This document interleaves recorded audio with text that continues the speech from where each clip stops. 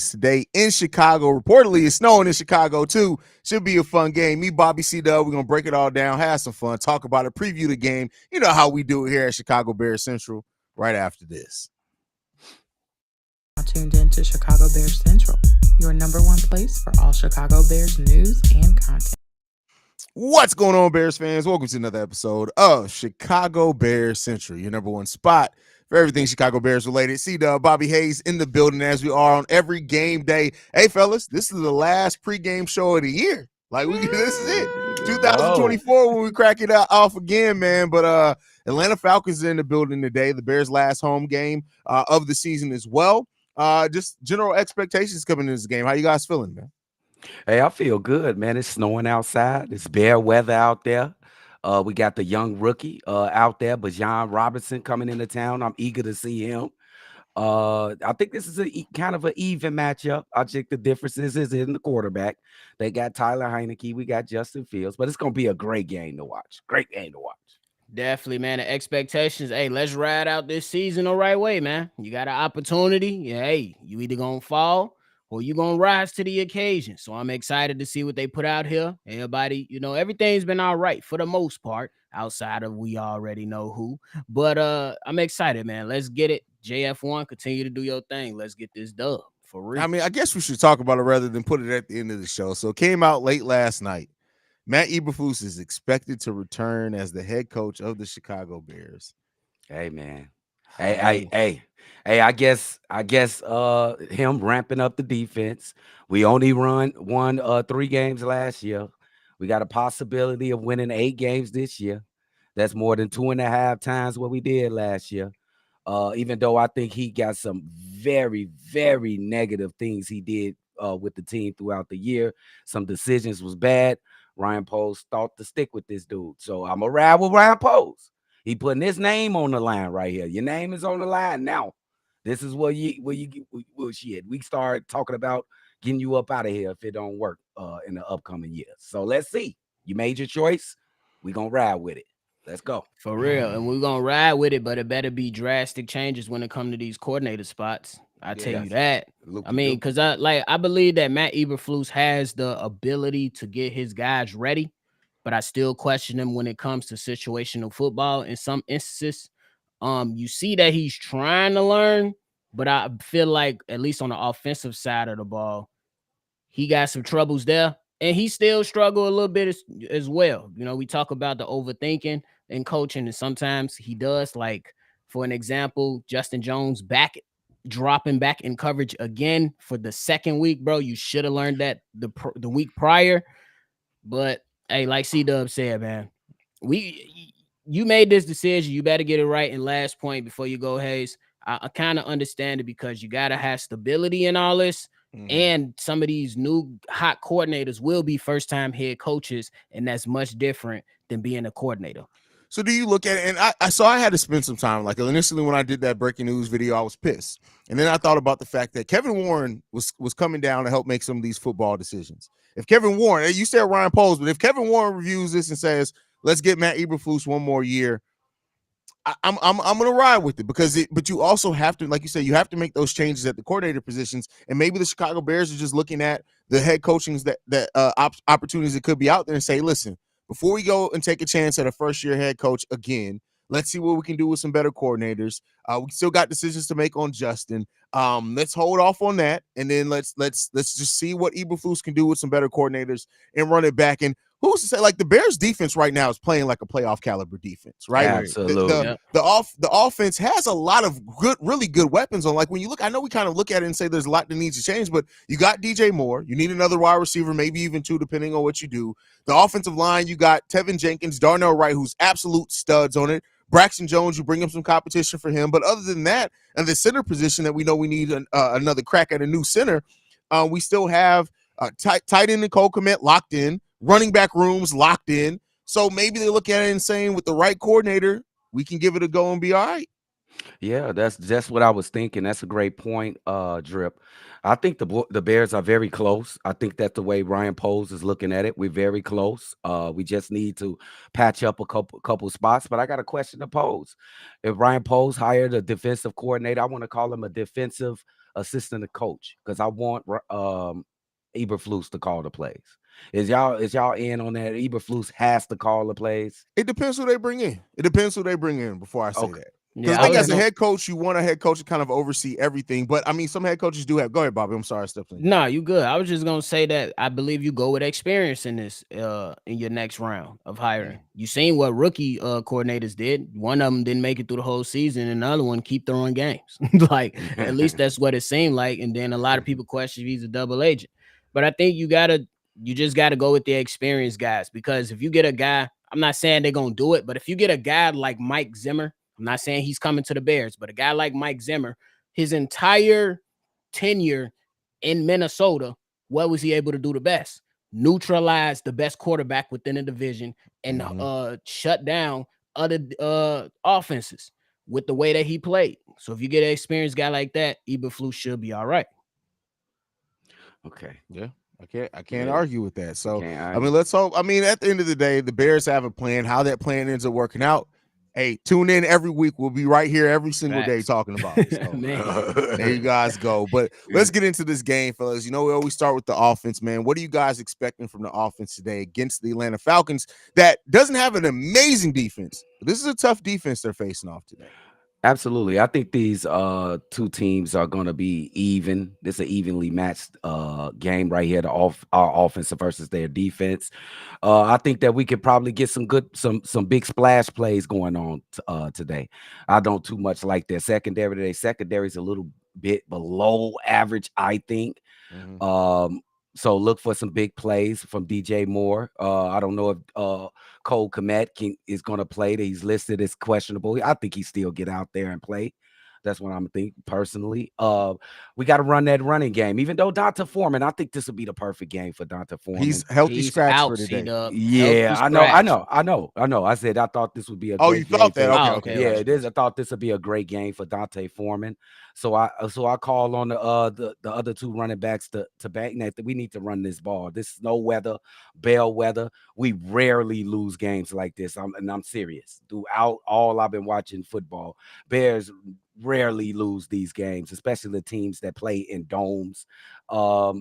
They got some young players over there. We definitely got to be on our P's and Q's, but I think the Bears should have a good day today on offense. Yeah, and I think the offense, it sucks for Foreman being a healthy scratch, but I already said it last week when we talked about who's gonna come back and who's, you know what I'm saying, who's gonna, go, who's coming back, who's going. And I said Donta Foreman probably is gonna go because I believe the running back room is too crowded. You got the quarterback that runs, and you had 3 running backs that's running. That's 4 people you giving runs to. That's too much. So I think right now he's the odd man out, and it's unfortunate, but I think that it might be a good decision. I think it will be on display today because you could just limit it. Those rushes between Justin Herbert and Roschon Johnson deserves his snaps too. And I think what it comes down to as well is we got to keep in mind Ryan Poles isn't going to pay a running back. Like he's shown he's not going to pay a running back. And Donta Foreman unfortunately played so well today that teams that looked at him was like, we don't kind of know. He shared the backfield. He's probably going to get paid. And when you look at it, Khalil Herbert's still on a rookie scale contract. Roschon is still, he's just started here, right? And then even if they do look to go another running back, just like we got Roschon, there are running backs that are slated to go in the 4th and 5th round this year that can be impact players day one. So we just have to, I think we have to change our mind when it comes to the running back positions, that the running back right now is the most expendable position in the game of football. And you have new starting level running backs that come in that go late in the draft every single year. Yes, Foreman is a proven commodity. I love the way he played for us.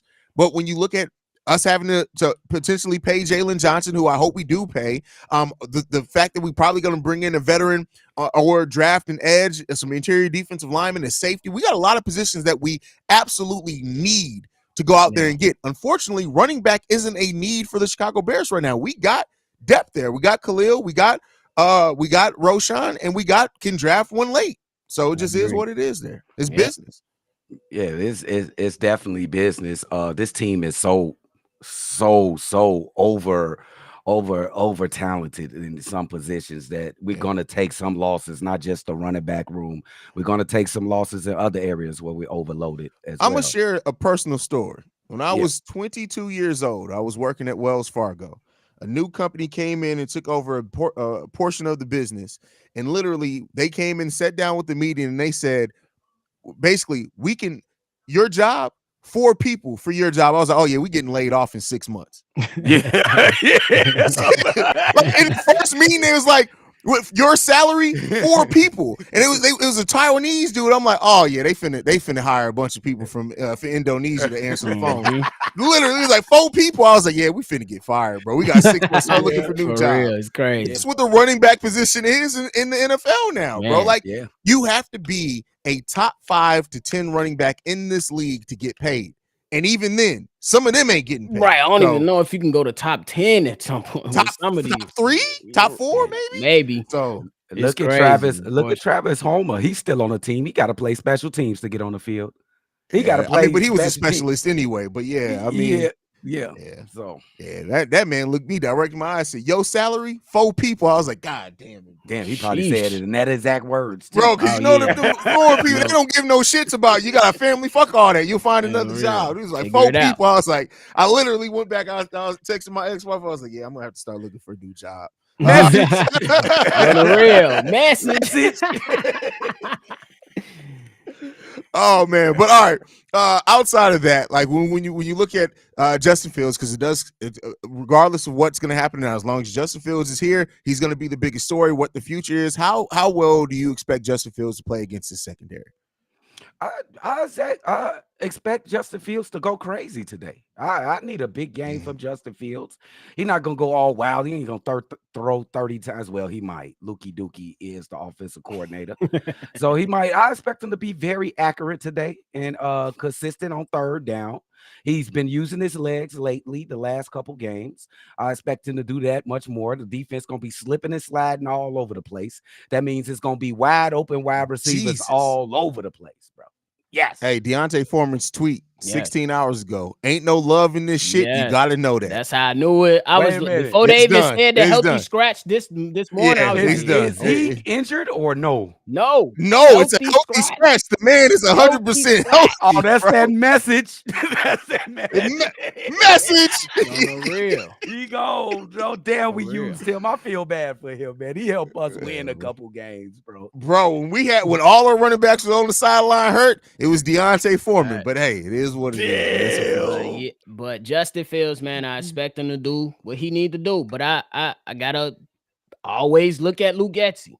Last week, I believe he had a solid game plan until the other team adjusted and he was out, and then he got a little spooked. But for the most part of the game, he either ran the ball on 1st down or had some type of play action going on 1st down to move forward, to pick up positive yards. And then after that, you get the defenses guessing. Can we get a game plan like that? I really do hope so, because once we get on the defense, I think the defense going to eat. But I think Justin Fields going to be straight.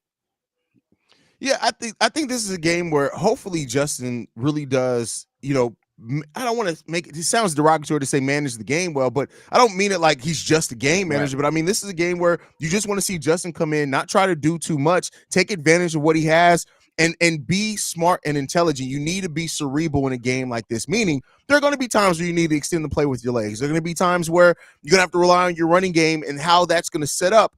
And we already know Luke Getsy ain't calling no goddamn slants that would help this team out tremendously, but it is what it is, man. Like, he want to perform against his hometown team. I bet you he rooted for the Atlanta Hawks, him being a football guy. I think he run from the Atlanta area, Atlanta Falcons. I'm sorry, I know he's from the Atlanta area, so he probably want to show them up. He know people at home watching, like, don't you beat our team? No, I'm for the bust their ass. You want to know what's funny? The one that was funny, all the media, since they knew he was from the Atlanta area, they was like, yeah, the Atlanta Falcons should trade a 1st-round pick for Justin Fields. Get their dumb ass out of here, man.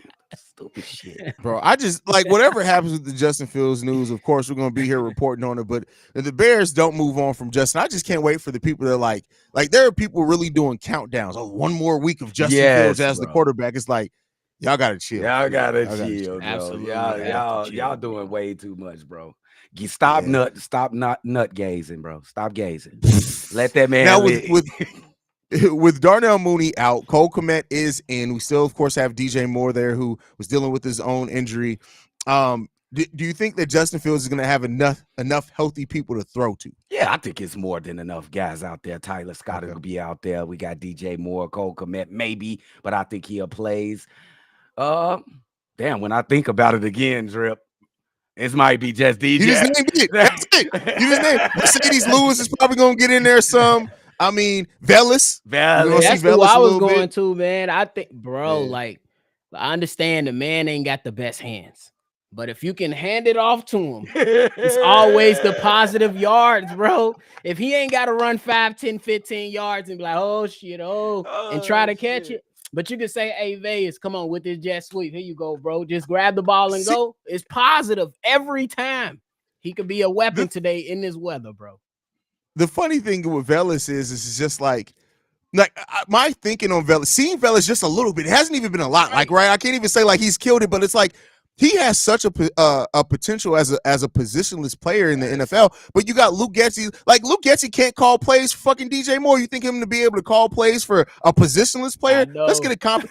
I've gone from the place of Velas absolutely has to go to saying that with a competent offensive coordinator, let's give Velas one more shot. Yes, bro. You can find a spot for him. It's just one more shot. He might not be on Cordell Patterson's level, but he can be something similar to that, bro. You can use him. So what are you guys keeping him for? You keeping him for a wide receiver slot? Is he gonna be a wide receiver? He can play. He gonna stay special teams. He gonna come in and have his little small little playbook of play. He's gonna be a gadget player, bro. That's it. Perfect way to put it. Gadget player. Well, he can't catch, so he's a running back, right? That's why we already swapped. The thing is too, though, like, and honestly, I'm not saying that he'd be perfect at it, but another thing, Velas would be great at slant routes. That too. Man, we don't run any slants. Bro, he got breakaway speed. Like he does. Against Cleveland Browns. And the only thing is though, really the only ones to get positive yards like that in the second half off rushes. And they didn't go back to it. My bad. But the thing is like Velas, imagine this scenario. Velas wide open. Nothing but 15 yards ahead of him to get a touchdown. He's wide open, about to get Justin Fields threw it to him on a slant route. I'd be like, oh, he's about to drop this shit. Oh, no, that's what you thinking. Oh shit. It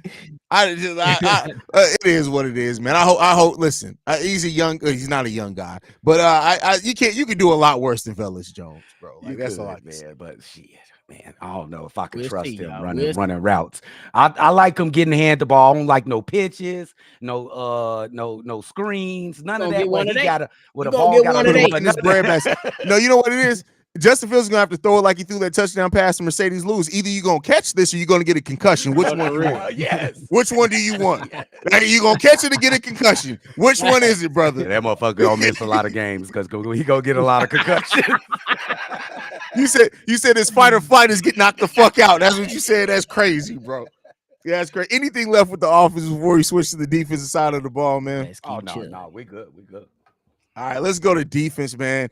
This is a game where I really do think that this front seven is going to eat. And I don't just mean by getting to the pressure to the quarterback. I mean also busting up that run. The front seven in this game is highly important to disrupting what the fuck the Falcons are finna try to do to us. Bijan needs to see TJ Edwards' face when he closes his eyes after today's game. Yeah, absolutely. Facts. Absolutely. But how you guys feeling about the defense? Hey, I feel like the defense probably got this old. And I'm going to just, even though I love their wide receivers, their special players, their wide receivers, and the young rookie running back, I love them. It's just the quarterback that they got back there is Heineke. And that's just a big negative right there. They ain't going to really have a chance against this up-and-coming defense. It's going to be an ugly day for the Atlanta Falcons. I'm telling you right now. Montez Sweat will absolutely go crazy in this game. The linebackers have been playing all-pro football for the last for the last month, for December. They've been playing all-pro football in the secondary. Oh, I wish we could have had a competent quarterback because I would have loved this test because I like the weapons they had. It would have been a great test, but I think they dominate. The defense absolutely dominates this game. Yeah, I mean, I look at Taylor Heineke. I believe he's a gamer. He's like one of those players you can, you know what I'm saying? That quarterback every now and then that you plug in and he'll give you one game. I believe Taylor Heineke is one of those players. I wish we was playing against Desmond Ritter because it'll be more interceptions. But Taylor Heineke, now you on the hook. You right in the way. I have a lot of confidence in the defense today, especially with the weather, and because the head coach over there with the Atlanta Falcons, for some reason, on some days, he forget that he has Bijan Robinson in the backfield and will only rush him 11 attempts. Sound familiar? Right. It doesn't make sense. So I think the D line will be one of those units that play a big part today for this type of game, for sure. Nephew, what's the other wide receivers beside Kyle Pitts? What's his name? The other They guy got on Kyle this? Drake London. Drake London. They got some weapons, and this tight end is really, really good too. Yeah, they got some weapons. They just missing a quarterback. That's why, a lot of people's like the Atlanta Falcons should trade 2 first-round picks to Justin Fields. Atlanta always trying to be like Chicago, bro. Every time, bro. Everything, bro. They want to be us, bro. Y'all killing them right now. That's crazy. But listen, this we know what's at stake this game, bro. Yes. Like everybody knows and understands what's at stake. Like this is a game where you definitely need to make your statement. Make your statement. But Tyler Heineke needs to be looked at like this when you see the Chicago Bears front seven around him. That's what this is gonna look like. He's gonna listen. He don't stand a chance. The motherfucker finna get wrecked, bro. She gonna be broken. She look like she getting ready to break already. And that's gonna be Tyler Heineke, bro. He's gonna be done. He doesn't stand a chance. She ain't gonna make it, bro. We got a super chat. We got a super chat. Oh, we got a super chat. Happy New Year with the Bears W. Hey, let's hope.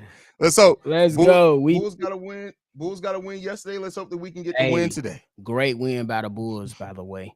But that was we great need one today too. We need it, bro. We need all the hype. Look, I ain't the one that go ahead and look weeks ahead, but just imagine the hype. The Bears on a little win streak in the last game against the damn Cheeseheads. Let me not get ahead of myself. Back to the defense. All right. Hey, listen, bro. Like I listen. One game at a time. We got to get that. One game at a time. But we got to go ahead and knock it out. But yeah. With that said, that's January 7th. Let's go. Oh man. Anyway, how you guys feeling though about outside of just the front seven? We talked a lot about them. How you feeling about the secondary in today's game? I think the secondary is up and coming. They're going to be one of the best secondaries in the league next year. I think this, like I said, this was going to be a good test for them if they had a more competent quarterback. Nephew think he a gamer. What he play, Halo? This ain't no video games. This is football. You playing a man's game out here. Let's get it. I think the secondary is going to be spectacular because the quarterback is trash. I'm just calling it like it is. He had a few good games with the Redskins when they was Reds. That's when they was with the Reds. That's when they was the Redskins. Hey, he had people believing he was gonna beat Tom Brady in the playoffs. What happened to that belief? But the secondary, I believe the secondary, the way they've been playing, is the reason why you got to resign Jalen Johnson.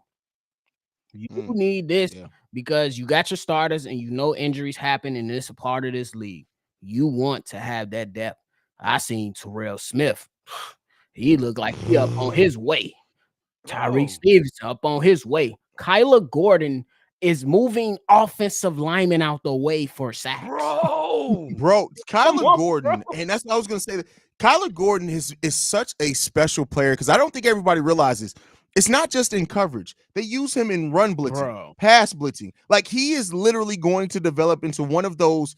I would not be surprised if at some point Kyler Gordon leads the NFL for cornerbacks and tackles for a loss. Yes. It's crazy. What's the most surprising thing about Kyler Gordon Is it that physicality? We didn't see not an inch of this last year.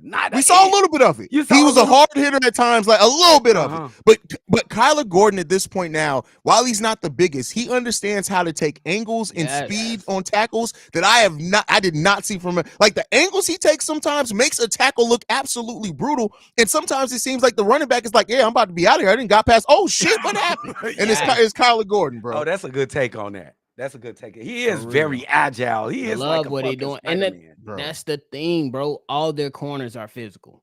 I can't. Hey, I seen something funny. Hey, Kendall Vildor, I seen you get your ass cussed out yesterday. Bro, Kendall Vildor, that was the funniest thing. For missing your assignment, my boy.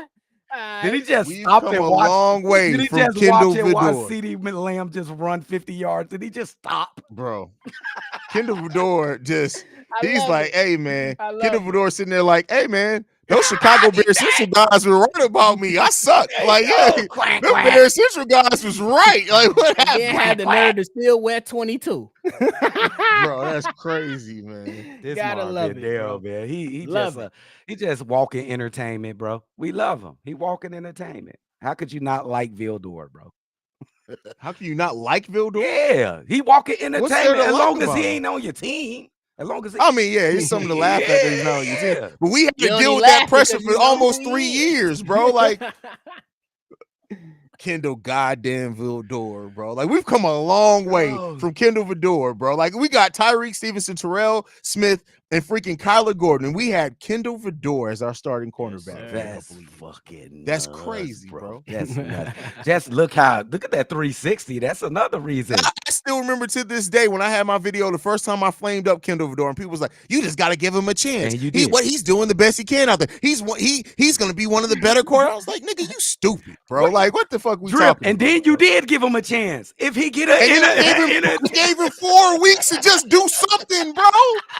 How you give somebody a month to just make an impact doing anything? It started off with getting an interception. I'm like, just make a tackle, bro. Can we get a tackle out of you? And he let us down, Joe, for 4 weeks, bro. We was actually gonna get a Vildor jersey in this bitch. Not we. Haize. That's crazy, bro. Crazy. By the way, not me. Yeah. Jesus, man, that was dark times, bro. We've definitely come out of those dark times, bro. Anything left with the defense, fellas? Oh no, I want to see them young kids in the middle in the defensive tackle position get. All right, Josh Giddey. Wait, what? God, I want to see them young kids. Hey, I'm sorry, bro. Go ahead. Hey, Josh Giddey, boy, he gonna quit NBA, bro. Every time he touched the ball, they booing the shit out of Josh Giddey, bro. Josh Giddey, it turns out this year, like the girl's actually like 19 years old. So like, bro, it's like, hey, man, funny, I don't see how you can play like that, bro. What, hey, bro? The jokes never gonna stop, bro. Bruh. Oh man, go ahead, finish your point, Dub. My bad, bro. I can't help it. The joke was there, bro. I can't help it.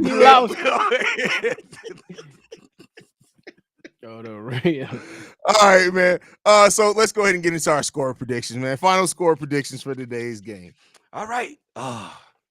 This is the last game before we get to January 7th. I expect us to handle business because I don't really care about no Atlanta Falcons. I'm ready for the next game, but we got to stay here. We're going to stay here. Bears destroy 30-15. Let's get it. Jesus. He said destroy. Okay. Hey, my guys on the defensive side, I believe it was Jalen Johnson, came out and said, y'all fact check because I don't remember who said it. He said that the defense has had every type of game except a shutout. I'm not going ahead and predicting a shutout. I believe they put it on wax. No. I say this one go 28-10 Chicago Bears. Do it, nephew. Shit. Do it. I've sat here and thought about this, man. And while I do think that the Bears are going to have big success on the ground today, I got some concerns about the secondary and not even just because of Justin Fields. It's more so because of Luke Getsy. I don't trust Luke Getsy. Now, I think if the Bears get out to an early 10-point lead, then we're going to see some dynamic play calling. But because of the Luke Getsy factor of it, my score is a little bit less, but I'm still absolutely predicting the Bears win, so they ain't got to worry about that. I'm going 21-7 Chicago Bears. That's a massacre too. I like that too. That's a massacre too. Nephew, come on, bro. Come on, you was right there. You want to do it. 28 to 10. Shutouts don't happen like that in the NFL no more. Come on, man. Do it. I know you want to. Come on. I want to, but this ain't 06. Hell, even 2018. Shannon Green just did it. Nephew, you do it too. He got 17-0. What's up? Hey, I'm gonna stand on my business, gang. I said what I said. All right. Hey, let's just not turn it into a game where Cario Santos ends up scoring the most points for the Bears. Come on, let's now. just not do that again, bro.